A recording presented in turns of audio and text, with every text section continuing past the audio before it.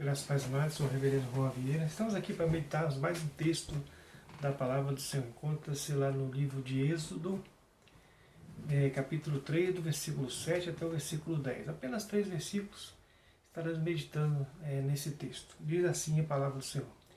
Disse ainda o Senhor: certamente vi a aflição do meu povo, que está no Egito, e ouvi o seu clamor por causa dos seus exatores. Conheço-lhe o sofrimento. Por isso, desci a fim de livrá-lo da mão dos egípcios, para fazê-lo subir daquela terra a uma terra boa e ampla, terra que mana leite e mel, o lugar do cananeu, do Eteu, do Amorreu, do Ferezeu, do Eveu e do Jebuseu. Pois o clamor dos filhos de Israel chegou até mim. Também vejo a opressão com que os egípcios o estão oprimindo. Vem agora, e eu te enviarei a Faraó, para que tires o meu povo, os filhos de Israel, do Egito. Amados, nesse texto aqui eu fiz apenas um recorte para nós trabalharmos alguns pontos importantes. Foi aquele chamado de Moisés, que Deus chamou Moisés, e que ele viu a sarça ardendo, e a sarça ardia, quer dizer, pegava fogo e não se consumia. E aí Deus passa um diálogo com Moisés. Estava lá nas terras de Jetro, seu sogro, tomando conta do rebanho, enquanto realmente aconteceu esse momento de Deus aparecendo para ele. E é o chamado de Deus para exatamente libertar o povo de Israel do Egito. Quando a família basicamente Jacó foi para o Egito por causa de José, e aí a família se tornou um grande povo, depois basicamente de 400 anos, que é o período aqui, e aí, quer dizer, o que acontece? É um grande número, muitas pessoas, e no capítulo 1 de Êxodo nós vemos o seguinte: subiu um faraó, o texto fala que não conhecia José, não conhecia José. E aí automaticamente o que aconteceu? Eles passaram a oprimir o povo de Israel, a ideia da opressão. O texto aqui trata muito dessa questão da opressão, e é da ideia de dura cerviz, dura cerviz. Então, a situação que ele está passando é muito difícil, muito difícil, Então, nós podemos trabalhar, no primeiro tópico aqui que eu gostaria de trabalhar, a mudança que precisava acontecer, Era a mudança que necessitava acontecer, porque já estava no momento de suportabilidade, Não dava para suportar mais. E aí Deus chamou Moisés exatamente para que pudesse estar trabalhando com essa ideia de tirar o povo do Egito. Mas antes de nós falarmos sobre essa questão, vamos só traçar alguns pontos. A mudança que precisava acontecer. Porque eles estavam sendo oprimidos, e a opressão estava um ponto que eles estavam sendo massacrados, sem esperança, não havia perspectiva, não havia alegria, não havia realmente o que fazer. Era uma dominação cruel, não havia como reagir ou a quem recorrer. E o texto fala que Deus, na verdade, ouviu o clamor, ouvi, versículo 7, o seu clamor. Então o povo estava clamando, estava de um jeito que estava insuportável.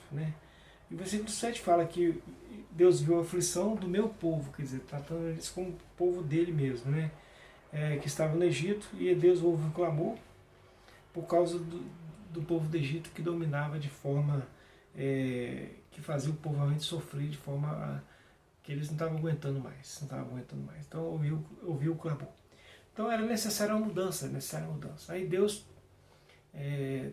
chama Moisés para que Moisés pudesse ser o veículo dessa mudança. Aquele que seria, na verdade, estaria negociando essa mudança com o faraó. O texto fala exatamente sobre isso aí, que ele enviaria Moisés a faraó. E aí nós conhecemos a história, que ele falou que ele era pesado de língua, e Arão foi por boca de Moisés, e que naquele momento os dois estavam falando em nome do Senhor para libertar o povo do Egito. Então essa é a primeira parte que nós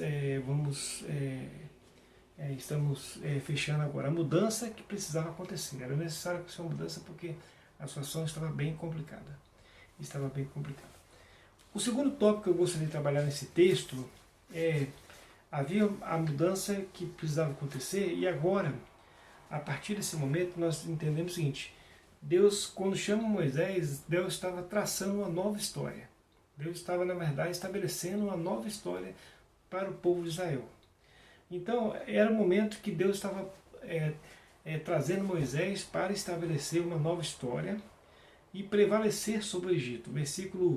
Versículo 8 fala exatamente: por isso desci a fim de livrá-lo. Quer dizer, Deus estava preparando para livrar o povo de Israel do Egito, né? E chama Moisés exatamente para isso, né? Então, nesse momento aí, uma nova história começa a ser escrita aí para o povo de Israel, né? O povo de Israel, nesse momento, Deus estava assistindo para que eles pudessem sair dessa situação que eles estavam, né? O final dessa opressão, desse momento que basicamente era uma forma de escravidão. Basicamente era isso. Era a ideia de uma forma dura de tratar o povo. Então, amados, uma nova história começou a ser escrita naquele momento ali. Essa nova história, o primeiro ponto que nós vamos trabalhar dentro dessa nova história é que é a ideia de que Israel passou a prevalecer contra o Egito, porque Deus chama Moisés para que Israel pudesse estar prevalecendo. Então isso aconteceu, isso realmente aconteceu, ao ponto de nós vamos discorrer um pouco, né? Não vou ficar só no texto, mas vamos discorrer um pouco mais sobre o que aconteceu. Aí entrou as pragas, né? As 10 pragas, e aí o que aconteceu? Que o povo ele saiu do Egito, né? O Mar Vermelho abriu, né? O povo de Israel passou a pé enxuto, o exército faraó se precipitou no mar, o mar engoliu todos eles. E aí, quando Israel sai do Egito, o que aconteceu? Que eles não tinham plantação, os animais mortos, primogênitos, as águas estavam contaminadas e perderam o próprio exército. Então, o que aconteceu? Que Deus chamou, naquele momento, né, chamou essa nova história para prevalecer sobre o Egito. A mão forte de Deus fez Israel prevalecer sobre o Egito. E Deus usou Moisés para esse momento. Ainda nessa nova história, né, Deus leva o povo de Israel para o Egito, para o deserto, através de Moisés.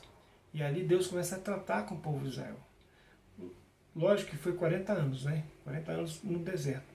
Mas os 40 anos no deserto foi o momento que Deus tratou com o povo de Israel, ensinando o povo, né? Ali teve as leis, teve uma série de situações que o povo de Israel estava aprendendo de Deus. Na verdade, algo diferente, porque o que eles aprenderam no Egito era basicamente ser quase como escravos no Egito. Basicamente isso. Agora eles estavam aprendendo a liberdade. Então Deus ensinando eles para que eles pudessem ser realmente uma nação, um povo. E Deus aí passou a tratar com eles no deserto, através de Moisés. Então Deus chamou eles para o relacionamento. O primeiro ponto aqui dessa nova história é que Deus fez prevalecer sobre o inimigo. E agora Deus chama para um relacionamento. E o terceiro tópico que eu gostaria de tratar nessa nova história é que Deus chama Israel para conquistar. E ele aqui havia falado com Moisés, né? Versículo 8, final, diz assim: o lugar do cananeu, do Eteu, do amorreu, do ferezeu, do heveu e do jebuseu. Não foi Moisés que conquistou esses povos, basicamente foi Josué que conquistou todos esses povos. Depois Davi um pouco também, mas basicamente foi Josué que conquistou todos esses povos. Então, aquilo que Deus havia falado aqui para Moisés, realmente aconteceu. Então, mas resumindo essa primeira parte, Deus fez uma nova história para o povo de Israel. Eles saíram, né? Eles saíram do Egito, eles puderam, naquele momento, prevalecer contra o Egito. Eles tiveram um momento de relacionamento com Deus no deserto. E aí Deus prepara eles para conquistar as terras dos cananeus. E assim aconteceu. Bom, então vamos fazer algumas aplicações dessa mensagem para nós hoje. Fazer algumas aplicações. A primeira aplicação que nós podemos entender é que, assim como Moisés e Josué, né, foram escolhidos por Deus para guiar o povo no deserto, né, e fazer as conquistas e libertado do Egito, né? Moisés foi escolhido por Deus para isso. Assim como Deus escolheu esses dois homens, Deus, na verdade, preparou Jesus, né? E nós falamos até que Moisés e Josué seriam um tipo de Cristo, né? Tipo de Cristo. Então Moisés e Josué, eles na verdade, eles são tipos de Cristo. E Jesus, quando veio, né? Essa comparação, esse comparativo é importante. Quando veio, exatamente essa ideia de que Ele está conquistando por nós, né? Jesus conquista por nós. E Jesus não é só um homem como Moisés ou como Josué, que fizeram as conquistas e prevaleceram, na verdade. Jesus é o próprio Deus. Jesus é o próprio Deus. Então, no primeiro momento, nós podemos dizer assim, que Jesus, ele realmente, hoje, relacionado à igreja, Jesus é aquele que realmente está nos guiando, né? Nos guiando. Está na direção desse projeto de Deus para a libertação, né, daqueles que são cativos. Então, o primeiro ponto que gostaria de tratar é de que Jesus realmente é aquele que está realmente ao nosso favor. O segundo ponto que eu gostaria de tratar é que com Jesus, através de Jesus, Deus tem uma nova história para a nossa vida. Porque prevalecer contra aquilo, né, prevalecer aquilo que nos oprime, né? Aquelas coisas que realmente nos oprimem. Em Jesus, na verdade, o que acontece? Deus trabalha para que aquilo que nos oprime possa ser realmente suprimido e Jesus possa realmente dominar tudo aquilo que nos oprime. Então, amados, qualquer dificuldade que nós temos, qualquer situação difícil que nós possamos pensar na nossa vida, que precisa ser de uma intervenção de Deus, exatamente.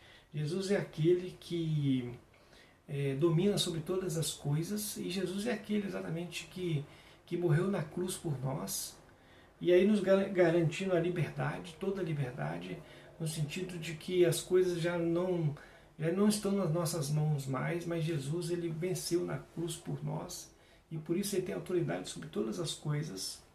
Então, essa segunda aplicação é que Jesus realmente ele prevalece sobre todas as coisas. Jesus, ele prevalece sobre todas as coisas que nos oprimem e que nos dominam. E é importante nós colocarmos todas as coisas nas mãos do Senhor Jesus. A terceira aplicação que eu gostaria de fazer, que assim como o povo de Israel foi para o deserto, para um relacionamento com Deus, é necessário sempre nós estarmos voltando para o relacionamento com Deus.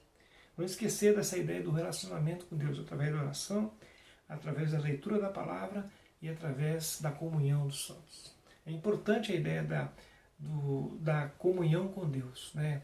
Do relacionamento com Deus. Esse relacionamento com Deus era feito assim no tabernáculo, a ideia das orações, era feito através dos mandamentos, a palavra, e através do povo de Israel que se reunia, né, nas festas, a ideia da comunhão. Então são três coisas importantes que aconteceu no deserto, é o que acontece com a igreja hoje. A oração, a leitura da palavra e a comunhão dos santos, que é importante. Essa é a terceira aplicação. A quarta aplicação e última aplicação é que cada um de nós somos chamados para conquistar. Chamados para conquistar no sentido de estabelecer a nossa vida segundo o padrão e a vontade de Deus. E essa conquista, na verdade, é a conquista de que nossa vida está nas mãos de Jesus. Chamado para conquistar, quer dizer, viver segundo a vontade de Jesus. E essa ideia de conquistar e prevalecer é a ideia de que nós recebemos as bênçãos celestiais, né? Nós temos as bênçãos celestiais, né? As conquistas celestiais feitas por Jesus, e por isso as bênçãos celestiais é a palavra de Deus, as orações, a comunhão dos santos, sim, como foi falado, os anjos acampam ao redor dos que o temem, Jesus está assentado à destra de Deus, que intercede por nós, e nós temos aí toda a assistência do Espírito Santo que habita em nós. Então, amados, essas bênçãos espirituais, né, automaticamente é algo que Deus deu para nós. Mas também nós podemos dizer que, além das bênçãos espirituais, nós temos as bênçãos terrenas, que são bênçãos transitórias, né? Que as bênçãos transitórias, durante a vida, nossa vida, o decurso da nossa vida, né? Cada um vive um tempo, né? Nós temos bênçãos dentro dessa nossa vida transitória também. Então, bênçãos celestiais e bênçãos terrenas. Então, amados, você e eu, nós somos chamados para prevalecer, né, contra aquilo que vem querer nos dominar ou nos oprimir. Em Cristo Jesus, nós somos chamados a prevalecer. Nós somos chamados para andar com o Senhor, né, com Deus Pai, Deus Filho e Deus Espírito Santo. E nós somos chamados para viver as conquistas de Jesus, né, que Jesus conquistou na cruz.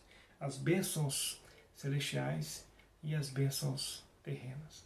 Que Deus nos abençoe e nos fortaleça cada vez mais e possamos sempre buscar e viver na presença do Senhor. Saiba que o importante é que Jesus ele prevaleceu sobre o pecado, Jesus ele prevaleceu sobre todas as coisas para nos garantir esse relacionamento com Deus e para nos garantir realmente as bênçãos celestiais e as bênçãos terrenas. Que Deus nos abençoe.